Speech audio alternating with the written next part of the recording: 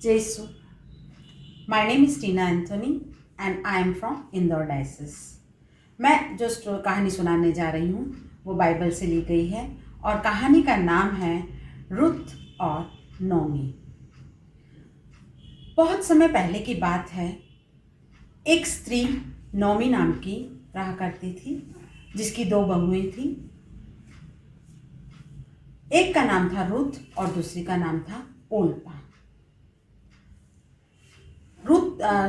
नोमी की पति और दोनों पुत्रों की मृत्यु हो चुकी थी और तीनों घर में अकेले रहा करते थे। एक दिन नोमी ने दोनों बहुओं से कहा, यहाँ बैठकर रोना व्यर्थ है, कब तक इस तरह तुम रोती रहोगी? एक काम करो रुथ, मेरी बात सुनो, तुम दोनों अपने अपने पिता के घर चली जाओ। तुम दोनों अभी खूबसूरत हो, जवान भी हो, वहाँ जाकर तुम लोग दूसरी शादी कर लो और अपना जीवन अच्छे से बिताओ। इस पर और उसने कहा कि मैं बैतलहम चली जाती हूँ अपने घर। इस पर रुथ ने कहा, माँ आप ऐसा क्यों कहती हो? नहीं, मैं आपको छोड़कर कहीं नहीं जाऊंगी, मैं आपके साथ ही रहूंगी। इस पर नोमी ने कहा, बेटा ओल्पा, तुम तो मेरी बात सुन लो, तुम तो यहाँ से अपने पिता के घर चली जाओ और दूसरी शादी कर लो।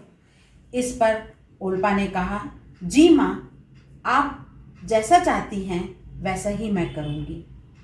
और ओल्पा अपने पिता के घर चली जाती है। ओल्पा के अपने पिता के घर जाने के बाद नोमी अपनी बहू रुथ के साथ बैतलहम की ओर निकल पड़ी। दोनों रास्ते पर चलते चलते काफ़ी दिन हो चुके थे। रास्ते में उन्हें एक बहुत बड़ा पर्वत दिखाई दिया। नोमी ने रुथ से कहा, देखो वो बड़ा पर्वत, तुम्हें पता है उसे नीबो पर्वत कहते हैं। रुथ ने कहा, नीमो? नोमी ने कहा, हाँ, यहाँ से मूसा ने कनान देश देखा था। पर बेचारा, ऐसे कहकर नोमी चुप हो गई। इस पर रुथ ने कहा, माँ आप ऐसा क्यों कह रही हो बेचारा? इस पर नोमी ने कहा कि बेटा, मूसा ने इस्राएलियों को मिस्र से स्वतंत्र कराने के बाद वहाँ नहीं जा पाया। वह प्रतिज्ञात देश तक ही पहुँच पाया वह। इस पर रुथ ने कहा, इस्राएल के ईश्वर गरीबों के ईश्वर हैं, वो मुझे नहीं छोड़ेंगे। बहुत दिनों की यात्रा करने के बाद वे दोनों बैतलहम नोमी के घर पहुँचे। जब वे लोग घर से कुछ ही दूर पर थे, वहाँ के लोग उन्हें पहचानने की कोशिश कर रहे थे। कुछ औरतों ने कहा, अरे ये तो कुछ पहचानी सी लग रही हैं। इतने में एक औरत ने कहा, अरे ये तो नोमी है। और वे दोनों उसकी तरफ जाने लगे। जब नोमी और रुथ पास आए तो उन्होंने कहा, नोमी तुम कितनी बदल गई हो, तुम्हें कितने दिनों बाद देखा, तुम कहाँ थी? इस पर नोमी ने कहा कि मुझे नोमी मत कहो, मैं यहाँ से मेरे पास जो कुछ था सब गंवा कर आई हूँ। मेरे पति और मेरे पुत्र तीनों की आपत्तियों में मृत्यु हो गई है और मैं अब पहले जैसी नहीं रही हूँ, मुझे मारा कहो, मुझे नोमी मत कहो। इस पर वो औरतों ने कहा कि तुम चिंता मत करो, ईश्वर गरीबों का ईश्वर है, इस्राएल का ईश्वर जो है गरीबों का ईश्वर है, वो तुम्हें कभी नहीं छोड़ेगा। इस पर नोमी ने कहा, हाँ, इस्राएल के ईश्वर मुझे कभी नहीं छोड़ेगा, क्योंकि उसने मुझे बेटी जैसी बहू दी है जो बहुत अच्छी है और मेरी बहुत सेवा करती है। और इस तरह वो अपने घर गई। कई दिनों तक पड़ोसियों ने उन्हें भोजन दिया। अब एक दिन रुथ ने कहा, माँ हम कब तक पड़ोसियों के भरोसे बैठे रहेंगे, कब तक उनसे खाना ले लेकर खाएंगे? मैं स्वस्थ हूँ, ईश्वर ने मुझे हाथ पैर सब कुछ ठीक दिया है, मैं बाहर जाकर कुछ काम ढूंढती हूँ। इस पर माँ ने कहा, बेटी ये देश तुम्हारे लिए अनजान है, तुम कहाँ जाओगी? इस पर रुत ने कहा कि माँ, मैं पास के खेत में कटाई का काम, खेत की कटाई हो रही है, वहाँ पर जाती हूँ, वहाँ कुछ काम मिल जाएगा। इस पर माँ ने कहा, बेटा तुम वहाँ पर जाओगी और तुम्हें वहाँ पर अजनबी की तरह अजनबियों की तरह तुम्हें देखा जाएगा वहाँ पर, और मैं इस तरह से तुम्हें दूसरों को इस तरह से देखते हुए मैं तुम्हें नहीं देख पाऊंगी। रुत ने कहा, माँ आप चिंता ना करो, मैं जल्दी ही शाम को घर वापस लौट आऊंगी।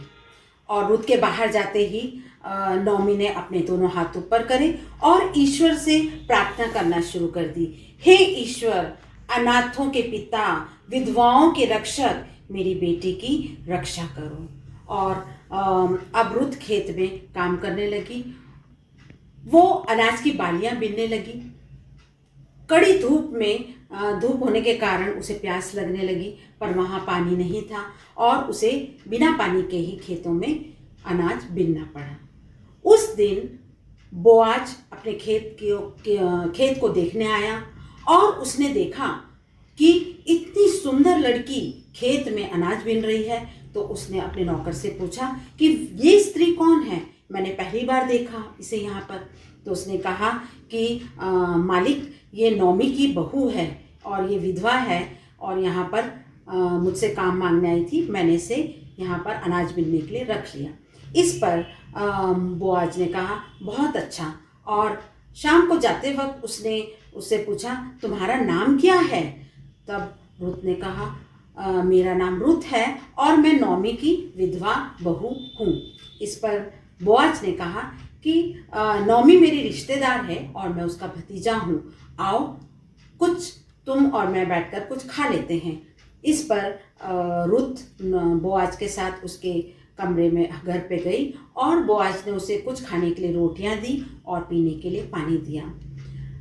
रुत ने कहा, बहुत ही स्वादिष्ट रोटियां थी तुम्हारी, क्या मैं थोड़ी अपनी माँ के लिए भी ले जा सकती हूँ? इस पर बोआज ने कहा, क्यों नहीं, बिल्कुल तुम ले जाओ अपनी माँ के लिए भी। और रुत जब घर रोटियां लेकर आई तो माँ ने पूछा, बेटी ये रोटियां तुमने कहाँ से पाई? उसने कहा, माँ जो बोआज है वो उसका खेत है और मैं वहाँ काम करने के लिए गई थी। माँ ने कहा, बोआज, अरे ये तो मेरा भतीजा है। और इस पर रुत ने कहा, माँ वो बहुत अच्छे इंसान हैं, उन्होंने मुझे खाने को भी दिया, पीने को भी दिया, और इस तरह से उन्होंने उसकी बहुत तारीफ करी। माँ ने ईश्वर को धन्यवाद दिया कि उन्होंने किसी को तो उनके लिए रक्षक बनाकर भेजा है। अब दूसरे दिन रुत ने माँ से कहा, माँ आज फसल कटाई का दिन है और हमें बोआज ने फसल कटाई के उत्सव में भी बुलवाया है। तो माँ ने कहा, देखो बेटा, तुम बहुत अच्छे से तैयार होकर के जाना, अपने जितने भी गहने हैं सब अच्छी तरह से पहन करके और जाना। रुत शाम हुई, रुत बहुत सुंदर लग रही थी, उसने बहुत अच्छे कपड़े पहने थे और सारे गहने अपने शरीर पर डाले हुए थे। और जब वो खेत पर दूसरे लोगों के साथ पहुंची तो बोआज ने जब देखा रुत को तो वो पहचान नहीं पाया। उसने अपने नौकर से कहा कि ये स्त्री कौन है जो इतनी खूबसूरत लग रही है?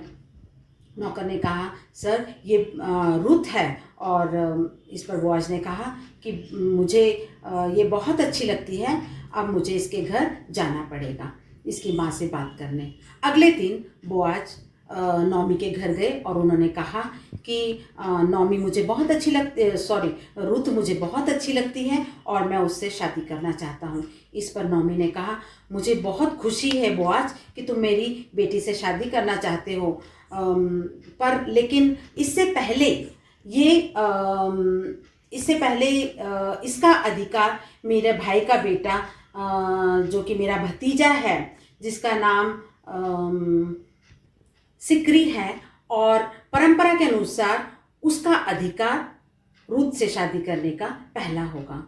इस पर बोआज ने कहा कि ठीक है, मैं सिक्री से बात करूँगा। अगले दिन बोआज ने सिक्री और गांव के मुखिया और अन्य लोगों को भी वहाँ पर बुलाया और उनसे कहा, आप सभी सुने, जो ये ज़मीन है नौमी की, ये सिकरी अगर खरीदना चाहता है तो ये खरीद सकता है। और उसने सिकरी से कहा, सिकरी तुम नौमी की ज़मीन ज़्यादा जो है ज़मीन है ये खरीदना चाहोगे? सिकरी ने कहा, जी हुजूर, बिल्कुल, मैं तो ज़मीन खरीदना चाहूँगा। इस पर बोआज ने कहा, तुम खरीदना चाहोगे, खरीद सकते हो, लेकिन इसके साथ ही तुम्हें उसकी विधवा बहू से शादी भी करनी पड़ेगी। इस पर सिकरी नाराज होते हुए कहा, मैं मोआब देश की लड़की से शादी नहीं करूँगा, मैं उससे विधवा है, मैं उससे शादी नहीं करूँगा। इस पर बोआज ने कहा कि अगर तुम शादी नहीं करना चाहोगे तो तुम ज़मीन भी नहीं खरीद सकते हो, तुम्हें इसका अधिकार मुझे देना पड़ेगा।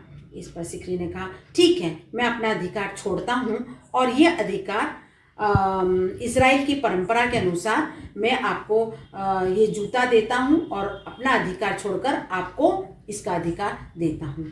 बोआज बहुत खुश हो गया और उसने सिकरी का जूता ले लिया और मुखिया जो थे उन्होंने कहा, ठीक है, आज से ये सारा संपत्ति का, नौमी की संपत्ति बोआज की हुई। और फिर कुछ समय बाद बोआज ने रुत से विवाह कर लिया और विवाह करने के वक्त उसने रुत से कहा, मैं मूसा और इस्राइल दोनों के मूसा और इस्राइल दोनों के मूसा और इस्राइल के कानून के अनुसार मैं तुमसे विवाह करता हूँ और मृत्यु तक तुम्हें कभी नहीं छोड़ूंगा, ये वचन देता हूँ। और दोनों का विवाह हो जाता है। विवाह होने के कुछ समय पश्चात कुछ समय बाद उन्हें बेटा होता है जिसका नाम वे ओबेद रखते हैं। और इस तरह से तीनों खुशीपूर्वक रहते हैं। Thank you.